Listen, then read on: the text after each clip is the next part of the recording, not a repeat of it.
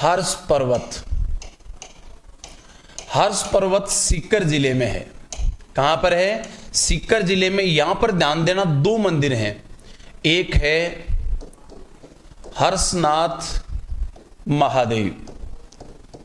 हर्षनाथ महादेव का शिव मंदिर है, और इसी पर्वत पर जो दूसरा मंदिर है वो किसका है? हर्षनाथ भैरू जी। हर्षनाथ भैरू जी। और इसी हर्ष पर्वत पर एक समाधि बनी हुई है प्रसिद्ध संत की। और जिस संत की समाधि है, मैं आप सभी से कमेंट बॉक्स में चाहता हूं आप ये बताएं कि हर्ष पर्वत पर ये दो मंदिर हैं और एक प्रसिद्ध संत की समाधि है जो गुरु गोरखनाथ जी का शिष्य था और अफगानिस्तान का बादशाह था, मुसलमान था, और बाद में वह हिंदू धर्म अपना लेता है और भगवान शिव का भक्त बन जाता है, भगवान शिव की तपस्या करता है हर्षनाथ महादेव पर। एक बार आप कमेंट करके बताइए कि यहां पर हर्ष पर्वत पर किसकी समाधि है, एक बार ये जरूर बताएं आप। मैंने पिछले जिन बैचों में मैंने पढ़ाया है वो बताई है, यहां पर एक समाधि है जो किसकी है? हांडी भड़ंगनाथ की। हांडी भड़ंगनाथ जी। और इस हांडी भड़ंगनाथ जी को एक नाम से और जानते हैं, वह नाम है बलक बुखारा का बादशाह। बलक बुखारा का बादशाह। बताइए, बलक बुखारा का बादशाह के नाम से किसे जाना जाता है? हांडी भड़ंगनाथ को। ये जो अंत में एक शब्द लगा हुआ है नाथ, इसी से स्पष्ट हो गया कि हांडी भड़ंगनाथ जी जिस संप्रदाय के थे वो संप्रदाय कौन सा है? नाथ संप्रदाय है। यानी कि ये नाथ संप्रदाय के थे और किसके शिष्य थे? गोरखनाथ जी के शिष्य। आपने देखो यार, नाम भी बड़ा अटपटा, हांडी भड़ंगनाथ। दूसरा नाम है इनका बलक बुखारा का बादशाह। रियल में बलक बुखारा एक जगह है अफगानिस्तान में। ये बलक बुखारा का बादशाह था, बलक बुखारा का राजा था। बलक बुखारा अफगानिस्तान में वहां का बादशाह था। उस बादशाह मोहम्मद शाह नाम था उसका, बड़ा दुष्ट प्रवृत्ति का शासक था। एक दिन दोपहर के समय दरबार के काम से थका हुआ था, उसने अपनी एक दासी को कहा कि जा मेरा पलंग लगा। दासी महल में जाकर के केवड़ा, मोगरा, चमेली, चंपा, गुलाब के फूलों का सेज पलंग बिछाती है बादशाह के लिए। और उस पलंग को देखा, इतना सुंदर, इतना खुशबूदार पलंग। दासी ने सोचा कि पता नहीं बादशाह को इस पलंग पर सोकर कितना आनंद आता होगा। बादशाह आने में भी 5-4 मिनट बाकी, 1 मिनट में सो के देखती इस पलंग पे कितना मजा आता है। इतना सोच करके वो पलंग पर सोई। इतना नरम, इतना सुगंधित, इतना मस्त वो पलंग था कि सोते ही दासी को नींद आ गई। थोड़ी देर बाद में जब बादशाह वहां पर पहुंचा, देखा कि बादशाह के पलंग पर दासी सो रही है। बादशाह उसका हाथ पकड़ के घसीटता हुआ दरबार में लगा, जल्लादों को बुलाया और जल्लादों को आदेश दिया कि नापाक दासी को 100 कोड़ों की सजा दी जाए, इसको निर्वस्त्र करो और 100 कोड़ों से पीटो। जब कोड़े पड़ने लगे, दासी चिल्लाने लगी। 50 कोड़े पड़े, तब तक दासी चिल्लाती रही। और जैसे 51वां कोड़ा पड़ा और दासी जोर से हंसने लगी। 52वां पड़ा और जोर से, 53वां कोड़ा पड़ा और जोर से, 51 से लेकर 100 कोड़ों तक वो जोर जोर से हंसती रही।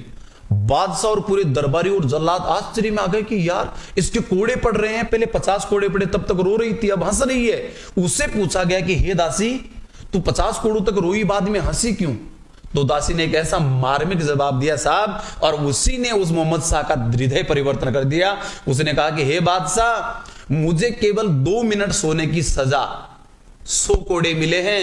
तू तो पूरी जिंदगी, पूरी रातें इसी पलंग पर सोता है। मैं तो तुझे सजा नहीं दे सकती, लेकिन जब वो खुदा तुझे सजा देगा, इस पलंग पर सोने की 100 कोड़े सजा हो सकती है, तो इस पलंग पर सोने की हे बादशाह, खुदा ना जाने तुझे क्या सजा देगा। और इतना सुनते ही बादशाह का हृदय परिवर्तन, वहीं से सन्यास लेकर उस पलंग पर सोने का जो पाप था उससे मुक्ति के लिए वो निकल पड़ता है। और लंबी घटना है, मैं कहानी क्या बताऊं, मैं कहानी बताने लग जाऊं तो घंटा भर इसमें लगेगा। और आखिर में गोरखनाथ जी से मिलता है, गोरखनाथ जी कैसे गले में हांडी लटकाते हैं। कभी ऑफलाइन क्लास में बैठेंगे तो पूरी स्टोरी बताऊंगा आपको। और फिर उस प्रकार वो उनका शिष्य बनता है, और इन्हीं के प्रसिद्ध शिष्य होते हैं सिद्ध अलूनाथ जी, जिन्हें बाप जी के नाम से जाना जाता है। सिद्ध अलूनाथ जी बापजी महाराज की समाधि नागौर में कुचामण के पास जसराना गांव है, वहां पर है। और सिद्ध अलूनाथ जी के जो गुरु थे वो हांडी बड़ंगनाथ जी थे, जिनको बलक बुखारा का बादशाह भी कहते हैं। और ये बलक बुखारा का बादशाह या हांडी बड़ंगनाथ जी थे जो गोरखनाथ जी के शिष्य थे। इनकी समाधि कहां पर है? हर्ष पर्वत पर।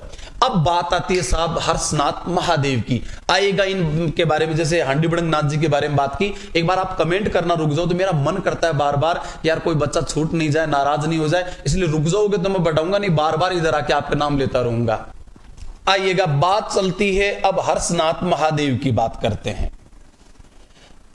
चौहान वंश की जब बात होती है, चौहान कह दो, चौहानों का जो आदि पुरुष था वासुदेव चौहान या वासुदेव चहमान, जिसने साकंबरी या जो साकंबर है या सांबर है, वहां पर चौहानों का साम्राज्य स्थापित किया।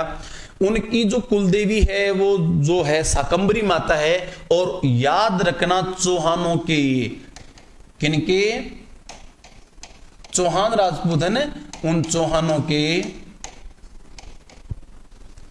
आराध्य देव, चौहान वंश के राजपूतों के आराध्य देव कौन है? हर्षनाथ महादेव। इनकी बात दोबारा लिख लेंगे, बाद में अपन और कर लेंगे। चौहानों के आराध्य देव हैं हर्षनाथ महादेव। हर्षनाथ महादेव का मंदिर है हर्ष की पहाड़ी पर। और याद रखना, इस मंदिर का अगर पूछ लिया जाए कि हर्षनाथ मंदिर का जो निर्माता है वो निर्माता कौन था, तो इसका जो निर्माता था वो निर्माता था एक भक्त जिसका नाम था भावरक्त। भावरक्त नाम का एक साधु सन्यासी था, उसने निर्माण करवाया था। और ये निर्माण किसके समय करवाया? विग्रहराज पहाड़ी पर। ये हर्षनाथ महादेव का जो मंदिर बना हुआ है ये बना है महामेरु शैली में। कौन सी शैली में बना है साहब? महामेरु शैली में। और मित्रों याद रखना, ये इतना अद्भुत मंदिर था, इतना अद्भुत मंदिर। अब इस हर्षनाथ मंदिर में से अगर कुछ शेष बचा है, केवल एक चीज शेष है, वो क्या है? नंदी की प्रतिमा। नंदी की प्रतिमा शेष बची है, बाकी सारे मंदिर को औरंगजेब ने तोड़ दिया। जब जीण माता की बात आई तो मैंने बताया था जीण माता के मंदिर को तोड़ने हर्ष आया तो मधुमक्खियों ने उस पर हमला कर दिया। उससे पहले वो आया था हर्ष पर्वत पर और उसने हर्षनाथ महादेव के मंदिर को तोड़ा। आप में से यदि कोई सीकर के हर्षनाथ महादेव मंदिर गया है, यानी कि हर्ष पहाड़ी पर गया है, तो आज जाकर के अगर वो कला और स्थापत्य का प्रेमी है तो साहब हर्ष पर्वत पर जाकर वो रोएगा। अगर वो सनातन संस्कृति का प्रेमी है तो उस पहाड़ी पर जाकर रोएगा, उन खंडरों को देखकर, उन प्रस्तर खंडों को देखकर, जिसका एक खंबा हम अपनी पूरी जिंदगी की कमाई लगाएं तो वैसा खंबा नहीं बनवा सकते। इतना स्थापत्य का अद्भुत नमूना उस औरंगजेब ने तोड़ के चूर चूर कर दिया। पूरा मंदिर तोड़ दिया गया। उसमें से केवल एक चीज शेष बची है, नंदी भगवान की प्रतिमा, जो भगवान शिव के वाहन है, जो बैल है, उनकी प्रतिमा वो की वो है। अब साहब जब इस मंदिर का जब तोड़ दिया गया, अब ये मंदिर वर्तमान में फिर बना हुआ है। और इस मंदिर का पुनः निर्माण किसने करवाया? वर्तमान में जो असली मंदिर था, खंडित शिवलिंग उसका आज भी वहीं रखा हुआ, उसके पूरे भग्नावशेष वहीं बिखरे पड़े हैं और वो तोड़ दिया गया जो भावरक्त ने बनवाया था। इसको वर्तमान में एक वहां पर दोबारा हर्षनाथ महादेव का मंदिर बना दिया गया। आप सभी से आग्रह करता हूं कि एक बार कमेंट बॉक्स में लिख करके जरूर बताएं कि ये हर्षनाथ महादेव के मंदिर का पुनः निर्माण किसने करवाया। याद रखना, इस मंदिर का पुनः निर्माण करवाया था राव राजा देवी सिंह ने। अब ये बताइए, राव राजा देवी सिंह कहां के राजा थे जिन्होंने इस हर्षनाथ महादेव के मंदिर का पुनः निर्माण करवाया? ये राव राजा देवी सिंह थे सीकर के राजा। कहां के राजा थे? सीकर के राजा राव राजा देवी सिंह ने इस मंदिर का पुनः निर्माण करवाया। पहले विग्रहराज प्रथम के समय भावरक्त ने इसका निर्माण करवाया था, जिसे तोड़ दिया गया था औरंगजेब के द्वारा। पूरा मंदिर खंडित है, टूट गया है, शिवलिंग भी वो खंडित ही है, वहां पर उसकी पूजा नहीं होती। पुनः दूसरा शिवलिंग और दूसरा मंदिर जो बनाया वो सीकर के राव राजा देवी सिंह ने बनाया। किसी ने बनाया? राव राजा देवी सिंह ने, जो आज भी हर्ष पर्वत पर है। और यहीं पर जीण माता के छोटे भाई हर्षनाथ भैरू जी का मंदिर भी है, जिसका जीर्ण माता के मंदिर ने जो निर्माण करवाया था वही उसने हर्षनाथ भैरू जी के मंदिर का निर्माण करवाया, और वो था हट्टड़ चौहान। कौन था? हट्टड़ चौहान। हट्टड़ चौहान ने जीर्ण माता के मंदिर का निर्माण करवाया विग्रहराज प्रथम के समय भावरक्त नाम के। अच्छा, एक बात और चलती है यहां पर, अगर बात आ जाए, अपन ने पहले भी बात करी थी, हिंदू धर्म में जो भक्त होते हैं 3 प्रकार के होते हैं, शैव, शाक्त, वैष्णव। अगर पूछ लीजिए सीकर के हर्ष पर्वत पर स्थित हर्षनाथ महादेव मंदिर का संबंध किस संप्रदाय से है?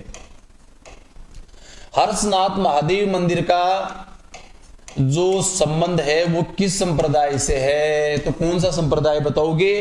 वो संप्रदाय जो एकलिंगनाथ महादेव मंदिर जिसकी प्रधान पीठ है, कैलाशपुरी उदयपुर में एकलिंगनाथ महादेव का मंदिर है, और वो जिस संप्रदाय की प्रधान पीठ है उस संप्रदाय का नाम है लकुलिस। कौन सा संप्रदाय? लकुलिस भी कहते हैं उसे, और पाशुपत भी कहते हैं। लकुलिस या पाशुपत संप्रदाय के राजस्थान में 3 मंदिर हैं, जिनमें प्रधान मंदिर है, प्रधान पीठ है वो है एकलिंग जी। एकलिंग जी मंदिर जो कैलाशपुरी उदयपुर में है। दूसरा मंदिर है हर्षनाथ महादेव का मंदिर जो सीकर की हर्ष पहाड़ी पर है। और इसका तीसरा मंदिर और है, वो कहां पर है? सूंधा पर्वत पर। सूंधा पर्वत कहां पर है? सिरोही। सूंधा पर्वत जालोर। ये सारे के सारे तीनों मंदिर जिस संप्रदाय से संबंधित है वो कौन सा है? लकुलिस या पाशुपत संप्रदाय। लेकिन लकुलिस या पाशुपत संप्रदाय की यदि प्रधान पीठ पूछी जाए तो अपने को बताना एकलिंग जी महादेव का मंदिर जो कहां पर है? कैलाशपुरी गांव जिला उदयपुर, जिस मंदिर का निर्माण बप्पा रावल ने कराया था। और आज भी मेवाड़ के राजा जो होते हैं अपने आप को मेवाड़ का शासक नहीं मानते, मेवाड़ का राजा नहीं मानते, एकलिंग जी को ही मेवाड़ का राजा मानते हैं और स्वयं को एकलिंग जी का दीवान मानते हैं।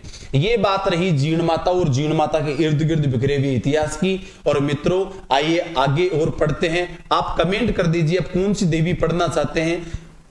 आप कमेंट करेंगे तो मैं अगली देवी पढ़ाऊंगा, जो भी देवी आपकी इच्छा हो कि सर ये हमारी कुल देवी, इनके बारे में पढ़ाएं। पर कमेंट आ ही नहीं रही, नीचे 2 लाइनें सी आ रही हैं। कोई बात नहीं, आइए आगे पढ़ते हैं।